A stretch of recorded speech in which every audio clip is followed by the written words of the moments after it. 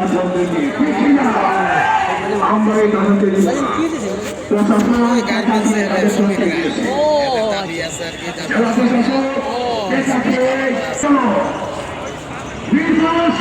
নিরপরাধী ব্যক্তিদেরকে তোমরা আসামি বানাইছ, তোমরা সুযোগ করছো, তার বিরুদ্ধে কোন অভিযোগ নাই। তুমি যারা প্রশাসকে পয়সা কিভাবে এটা মাইনা নিলা? এর পাশাপাশি আরেকটা কথা, যাদের বিরুদ্ধে অভিযোগ করা হলো, যারা নারীদের ইজ্জতে হাত দিয়েছে, তারা হাজার হাজার শ্রমিকের রক্ত শোষণ করে খেয়েছে। প্রশাসনের কার্যালয়ে বসে বলে নাই ওই সমস্ত কুলাঙ্গাররা ফ্যাক্টরিতে প্রবেশ করতে পারে না। কেন বলো না তোমরা? কেন বলো না? আমরা সমস্ত সেক্টরে পৌঁছে দিয়েছি, পিছনে পৌঁছে দিয়েছি।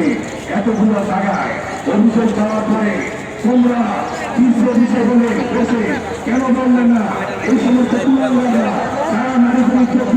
আমি সমস্ত শ্রমিক ভাই বোনদেরকে আবার হুঁশিয়ারি দিতে চাই, আপনারা আমার দিকে লক্ষ্য করুন।